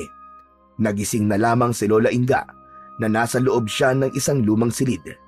Iginala ang kanyang paningin. Nanlaki ang kanyang mga mata sa kanyang nakita. Nasa loob siya ng lumang bahay ni Mang Gusting. Sabi ko na nga ba, ikaw na hayop ka. Ikaw ang aswang. Ikaw ang halimaw. Matagal na, Inga. Matagal na. Anong kailangan mo sa akin? Bakit mo ako dinala rito sa mabaho at pangit mong bahay? Dahil sa atraso niyo sa akin. Lalo na ang apo mo. Nasaan siya? Hindi ko alam. Saka ano bang problema mo, Gusting? Kumuha lang ng mangga ang apo ko at ang kaibigan niya. Malaking bagay na ba sa iyo yun? Ang dabot mo naman. Dahil sa lahat ng ayaw ko, ay yung ginugulo ako at pinagnanakawan. Napakalaki na talaga ng ipinagbago mo. Para wala kayong pinagsamahan ng anak ko si Berting na kaibigan mo.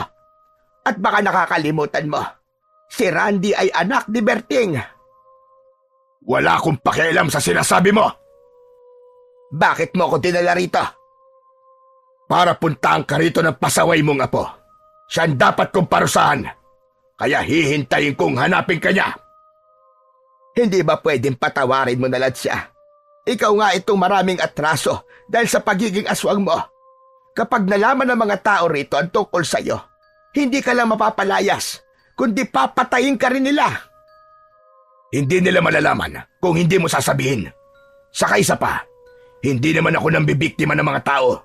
Hayop ang aking kinakain. At yun ay ang mga alaga ko. Kaya wala ko na peperwisyo. Ngunit aswang ka pa rin.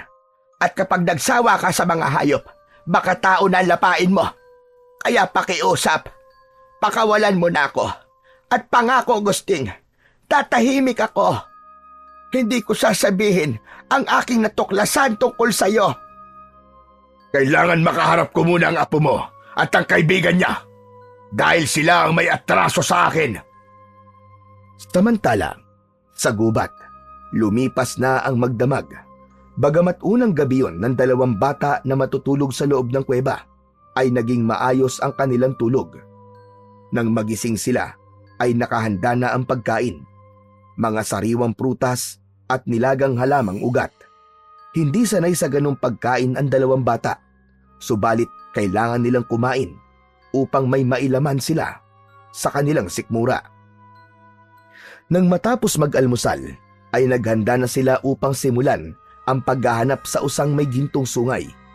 Nangako sa kanila si Camilo na sasamahan silang ihatid sa lugar na kung saan ay maaaring makita ang naturang hayop. Doon sa lugar na madalas itong naglalagi upang uminom ng tubig. Gaya ng ipinangako ng katutubo, ay binagtas na nilang tatlo ang daan patungo sa lugar na sinasabi ni Camilo. Masukal ang daan, iba't ibang puno ang nakatanim, hanggang sa makarating sila sa tila maliit na batis na may napakalinaw na tubig. Tinatamaan ng sikat ng araw ang tubig, kaya ang kislap nito ay tila kumikislap na mga diamante. Hanggang dito na lamang ako, Randy, Arvin. Iiwan niyo na po kami, Mang Camilo. Sabi ko naman sa inyo, hindi madali ang ibig niyong mangyari. Isa pa, nag-iingat lang ako. Tol, paano to? Iiwan na tayo ni Mang Camilo. Kung siya na matagal nang naninirahan dito sa gubat natatakot Paano na tayo? Arvin, nagtitiwala ako sa bigay ni Lola Inga. Alam ko na malalakas ang loob nyo. Ang sabi nyo nga, may gabay kayo at hindi pababayaan ng kung ano mang pinangahawakan nyo. Kaya hangad ko na lamang ay magtagumpay kayo magkaibigan. Maraming salamat po sa pagdadala niyo po sa amin dito. Sige, mag-iingat kayo. Umalis na si Camilo, bagamat nasa dibdib niya ang pagkabahala para sa magiging kapalaran ng dalawang bata. Wala na ang katutubo at tahimik na nag-aabang ang dalawang bata sa pagdating ng hayop na kanilang hinihintay. Tumindi ang sikat ng araw sa lugar na yon. Kitang-kita nila ang pagdating ng mga usa upang uminom sa batis. Tol, ayan na. May mga usa nang dumadating. Nauuhaw na sila. Oo nga tol, antabay lang tayo. Ginto ang sungay ng usang hinihintay natin. Dumating kaya yon, Tol? Sana naman, para hindi masayang ang oras natin. Kung makita natin yon, paano natin malalaman ang tungkol sa itay mo? Makakausap ba natin yung usa? Oo nga hindi ko rin alam tol. Malalaman natin yan. Kaya iahanda ko na rin tong suot kong medalyon. Nasa kanyang kaligtasan natin. Inaplos-haplos ni Randy ang suot na medalyon. Kasunod ay ang pag-usal ng ritual at paghingi rito ng tulong. Natapos ang paghihintay ng magkaibigan. Nang mag-alisan ang grupo ng mga usa na uminom sa batis, ay dumating ang kanina pa inaantabayanan ng dalawang bata. Kasama ang ilang usa, may kaba sa kanilang dibdib nang makita nila ang usang may gintong sungay.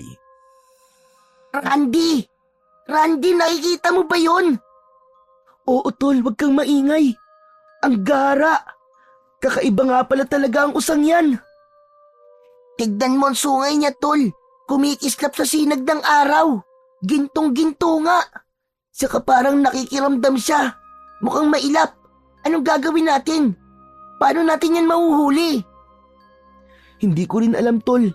Pero sabi ko nga sa'yo, nagtitiwala ako sa medalyong suot ko. Kung tiradurin mo kaya, asintayin mo sa may binti. Baka sakali kung tamaan mo, hindi siya makakatakbo. Kung di ko tamaan tol, baka matakot at tumakbong palayo. Pero bala na. Inihanda ni Randy ang kanyang tirador at ang batong pambala. Bago niya yun inilagay sa tirador, ay ikinuskus niya sa kanyang suot na medalyon, sabay bulong. Pinuntirya ni Randy ang usa. Hinila ng husto ang tirador, saka binitiwan yun. Tinamaan ng usang may gintong sungay. Bumagsak ito na tila hirap makatayo. Ayos! Sapol, Tol! Bumagsak ang usa! Halika! Puntahan natin! Nagsipagtakbuhan ng ibang usa na naroon. Natakot ang mga ito. Nagmamadaling lumapit ang dalawang bata sa usa. Nagpupumilit naman ang hayop na tinamaan ng bala ng tirador upang tumayo at tumakbo. Hirap ito pero pilit na hinihila ang paa.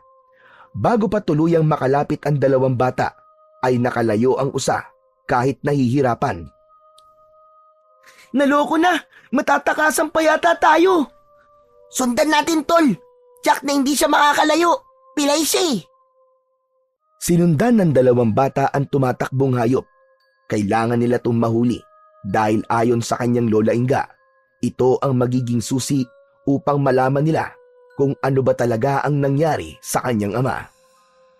Paikot-ikot at kung saan nagsuot ang hinahabol na usa, kailangan hindi yun mawala sa kanilang paningin. Bilisan natin, Tol! Baka makalayo at hindi na natin makita! Oo, Randy! Andito lang ako sa likod mo! Baka papunta siya sa lugar kung nasan naroon ng itay ko at matagal nang nakakulong dito sa gubat. Teka! Parang biglang nawala yung nahabol nating usa, Tol! Huminto ang magkaibigan sa pagtakbo. Hindi na nila makita ang hinahabol na hayop. Anak ng usa naman oh! Asa na yun? Bakit biglang nawala? Nalintikan na! Mukhang nailigaw yata tayo! May narinig silang kaluskos sa lugar kung saan may matataas na damo. Kasunod ay tila ingay at mahinang daing. Sinilip ng magkaibigan ang pinagmumulan ng kaluskos. Tol, ang usa! Nandito siya Oo nga no. Mukhang matindi ang pinsala sa binti niya. Nahihirapan siya tumakbo. Agad na kinuha ni Randy sa loob ng kanyang bag ang isang tali. Kailangan nilang talian ng usa upang hindi na ito makalayo pa. Gumawa ng buhol si Randy at nang tatalian niya yon ay umastang manunuwag ang hayop. Kaya napaurong si Randy. Tol, mukhang palaban siya. Hindi nga siya makakatayo, pero gusto naman niyang manuwag. Oo nga buti na lang nakaiwas ako. Kung hindi, tusok ako sa gintong sungay niya. Mag-iingat ka, Randy Huwag mong ilagay sa leg ang tali. Mahihirapan ka dahil delikado, baka suwagin ka niya. Kaya nga itong paa na lang ang tatalian ko. Ang mahalaga ay malagyan siya ng tali para hindi makalayo. Ipinasok ni Arvin sa paa ng usa ang ginawang buhol sa panali. Hinigpitan niya yon upang hindi na makatakas ang hayop. Ano na kayang gagawin natin?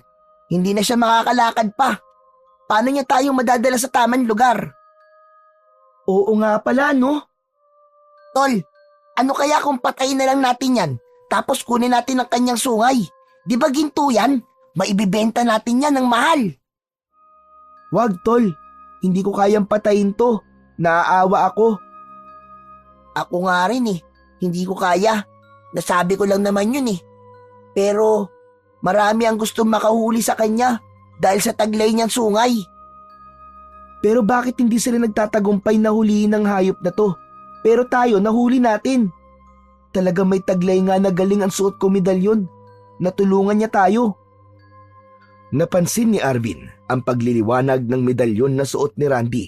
Nagbibigay ito ng nagkukulay asul na liwanag. Tol, ano nangyayari dyan sa suot mo? Hala, hindi ko rin alam bakit nangyayari to sa suot ko medalyon. Parang gustong kumawala na medalyon. Ibig umalis sa pagkakasuot sa leg ko. Dahil sa ipinapakitang galaw ng medalyon, ay inalis yun ni Randy sa kanyang leeg. Nang hawakan niya yon, ay biglang lumutang sa hangin. Nagulat ang dalawang bata, naguguluhan at nakakaramdam ng kaba sa mga mangyayari. Subalit pinigilan nila ang kanilang sarili na matakot. Ang nakalutang na medalyon ay gumalaw, patungo sa usa na nangihina at hirap tumayo. Pumulupot ang kwintas sa gintong sungay ng usa. Lalo pang nagbigay ng nakakasilaw na liwanag. Napaurong ang magkaibigan na puno ng pagtataka. Habang nababalot ng nakasisilaw na liwanag ang usang may gintong sungay, ay unti-unti nilang nakita ang tila pagbabago sa naturang hayop. Ang imahe ng pagiging hayop ay unti-unting nawawala at napalitan yon ng kakaibang imahe. Katulad ng imahe ng isang tao, hanggang sa tuluyang mawala ang liwanag. Ang naiwan ay anyo ng isang tao, isang lalaki na walang saplot ang katawan at walang malay. Gulat na nagkatinginan ang dalawang bata sa pambihirang pangyayari na yon. Saglit pa ay nagkamalay ang naturang lalaki. Makikita sa muka ang pagkamanga. Nakatingin siya sa dalawang bata. Salamat. Maraming salamat sa inyo mga bata. Tinulungan niyo akong makatakas sa sumpa. Hindi ko alam kung paano niyo yun nagawa. Nakatitig ang dalawang bata sa lalaking nasa kanilang harapan. Hindi pa rin sila makapaniwala sa mga nangyari. Ang kaninang usa na may gintong sungay ay naging isang tao. Tol, sino kaya siya? Tao pala ang usang may gintong sungay. Hoy, tol! Ba't nakatulala ka riyan? Ngayon ka lang ba nakakita ng lalaking hubad? Arvin! Tol, ano nangyayari sa'yo? Bakit naiiyak ka yata? Siya ang hinahanap natin. Siya ang tatay ko. Ha? Sigurado ka, tol? Sandali. Ano bang sinasabi nitong kaibigan mo? Ako ang tatay niya? Na po si Randy. Lola niya po si Lola Inga. Hindi agad nakapagsalita ang lalaki. Saglit itong natulala. Kasunod ay ang biglang pagtulo ng luha sa mga mata. Saka biglang niyakap si Randy. Gumanti na rin ng yakap ang bata. Randy! Randy, anak ko! Randy! Hindi ko inaasahan na magkikita pa tayo uli. Akala ko habang buhay na ako makukulong sa sumpa at hindi na makakabalik sa pagiging tao. Maigpit ang yakap ni Randy sa kanyang ama. Walang tigil sa pagtulo ang luha ng bata. Puno ng kasiyahan ang kanyang puso dahil nakita niya at nayakap ang ama na kay tagal niyang pinanabikang makita. Nakatingin lang si Arvin sa pangyayaring yon na nagsimula na ring mangilid ang luha sa mga mata. Dama niya ang kasiyahan ng kaibigan at yun ay kasiyahan na rin niya. Nang pumayapa na ang emosyon, kumuha ng isang t-shirt si Randy sa loob ng kanyang bag. Ibinigay yon sa kanyang ama. Dahil maliit ang t-shirt, hindi ito kasya sa tatay ni Randy, kaya't ginamit na lang yun upang takpan ang maselang parte ng katawan ni Berting. Dahil malaking katanungan sa dalawang bata ang tungkol sa pangyayaring kanilang nakita, kaya naitanong nito kay Berting kung paano siya naging usa na may gintong sungay. Ang sino mang makakahuli sa usa na may gintong sungay ay mapapasailalim sa sumpa. Nalilipat ang sumpa sa taong huhuli dito. Siya ang magiging usa. Mananatili siyang nakakulong sa katawan ng hayop hanggang may darating na taong magkaka-interes na hulihin ito. Yun ang nangyari sa akin dahil pinagtangkaan kong hulihin ng usa upang ipagbili ang sungay upang maipagamot ang nanay mo. Kaya nga lamang, kamalasan na nangyari at hindi na ako nakabalik pa, Randy. Matagal na pong patay si inay. Maliit pa po ako nun. Wala ka pang 1 taon nang maglaho ko dito sa gubat. Pero teka, paanong nakabalik ako sa pagiging tao? Kayo ba ang umuli sa usa? Bakit hindi tumalab sa inyong sumpa? Hindi kayo naging usa. Dahil po dito sa aking medalyon, itay. Ang medalyon na may mutya ng usa na ipinadala po sa akin ni Lola Inga. Maraming salamat. Sa pamamagitan mo, anak, natapos ang sumpa at natigil na ang paglipat nito. Wala na ang usang may gintong sungay na may panganib na dala. Hindi na magpapatuloy ang sumpa ng engkantado. Nagkabisa pala ang medalyon na dala ko, itay. Maraming salamat sa iyo, anak. Siguro sadyang isinilang ka para maging kasangkapan upang tapusin ang sumpa at mailigtas ako. Grabe, tol. Hindi pa rin ako makapaniwala sa mga nangyari. Parang palabas lang yun sa TV, ah. Mabuti pa umalis na tayo dito. Saka, tsak na naghihintay na rin sa atin si Mang Camilo sa pagbabalik natin. Masayang nilisan ni Randy ang lugar kung saan naging saksi sa mahiwagang pangyayari. Malapit na sila sa kuweba sa tirahan ni Camilo nang makita niya na maraming katutubo ang naroon. Agad ay nakita sila ng lalaki. Nagtagumpay kayo! Opo, Mang Camilo. Buhay po ang tatay ni Randy. Kasama na po namin siya. Masaya ako para sa inyo. Malaking bagay ang inyong nagawa. Hindi mo lang nailigtas ang itay mo sa sumpa, kundi naibalik mo rin sa dating pagkatao ang mga kalahi kong katutubo. Ha? Ano pong ibig niyo sabihin? Saka, saan po galing ang mga kasama niyo rito? Sila ang mga aswang, Randy. Nagbalik na sila sa dati nilang anyo. Nawala na rin ang sumpa sa kanila. Hindi lang pala ang tatay mo nailigtas natin, Randy. Pati na mga kalahi ni Mang Camilo. Tama ka, Arvin. Kaya walang pagsidlan ng kasiyahan ng mga kalahi ko. Maraming salamat sa inyo. Masaya rin ako para sa iyo, Randy, dahil nagkita na uli kayo ng itay mo. Randy, hulog kayo ng langit dito sa amin. Samantala, nagpupuyos pa rin ang galit ni Lola Inga dahil ikinulong siya ni Mang Gusting. Lumilikha siya ng ingay gamit ang kanyang mga kamay at paa. Maya-maya pa ay bumukas ang pinto ng lumang silid. Pumasok si Mang Gusting. Nasa mukha ng lalaki ang pagtataka. Nakakunot pa ang noo nito. Aling Inga? Aba, Aling Inga, ano pong ginagawa niyo rito? Ano bang klaseng tanong yan? Siraulo ka ba? Ikaw ang nagdala sa akin dito sa mabaho mong bahay. Dahil gusto mong gantihan ng apo ko, buwisit ka. Aba, hindi ko po alam ang sinasabi niyo, Aling Inga. Saka, para bang matagal na akong nawala. Hindi ko may paliwanag, Aling Inga. Kumusta pala ang kaibigan ko si Berting? Matagal na kaming hindi nagkikita. Napatanga at naging palaisipan sa matandang babae ang mga sinabi ni Mang Gusting.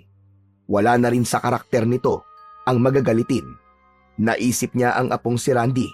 Marahil ay may kinalaman ang mga naging pagbabago ni Mang Gusting sa nangyari sa lakad ng kanyang apo. Positibo ang nasa isip ni Lola Inga. Kung totoo man, nakagagawan ko kung bakit ka narito, Aling Inga. Abay, pasensya na po kayo. Pero wala talaga akong maalala. Pakiramdam ko kasi galing ako sa mahabang pagtulog. Abay, teka. Tara na po. Sasamahan ko po kayo lumabas para makauwi na. Hindi na nagtanong pa si Lola Inga. Nauunawaan niya ang mga nangyari kay Mang Gusting. Bumalik na ito sa dating ugali. Malaki nga ang kinalaman ng pagbabago nito sa resulta ng naging lakad ni Randy. Yun ang nasa isip ng matandang babae. Samantala, nagpapahinga si Lola Inga nang makarinig siya ng pamilyar na boses. Boses yon ng apong si Randy. Nagbalik na ito mula sa gubat. Agad ay kasiyahan ang naramdaman niya dahil ligtas na nakabalik ang kanyang apo. Wala na noon si Arvin at umuwi na sa kanilang bahay. Magpapaliwanag na lang siya sa kanyang lolo Teroy. Sinalubong ni Lola Inga ang apo, subalit napahinto siya nang makita si Randy at ang kasama nito. Hindi makapaniwala ang matanda. Nanginginig ang katawan. Agad ay umagos ang luha sa mga mata ni Lola Inga habang nakatitig sa kasama ng kanyang apo. Kasunod noon ay ang malakas na pag-iyak na puno ng kasiyahan. Niyakap niya ang anak na si Berting. Ang anak ko! Salamat sa Diyos! Salamat at ligtas ka, anak! Nagbalik ka na! Apo, maraming salamat! Salamat at nailigtas mo ang itay mo! Inay, napakabuti po ng Panginoon. Pinayagan niyang makabalik pa ako. Tama ka anak. Dahil palagi kong hinihiling sa Panginoon na magkita tayong muli. At hindi niya ako binigo, anak ko. Magkakasama na po ulit tayo, Inay. Mabubuo na po ang pamilya natin. At hindi na po tayo maghihiwalay. Yun na marahil ang pinakamasayang sandali sa buhay ni Randy, ang mabuo ang kanilang pamilya. Wala man ang kanyang ina, pero kung nasaan man ito, ay tiyak na masaya yon para sa kanila. Puno man ng iba't ibang pagsubok ang ating buhay, lahat ng ito ay kayang malampasan. Iwala na sa dakong huli, may liwanag na nag-aabang pagkatapos ng pinagdaanang kadiliman.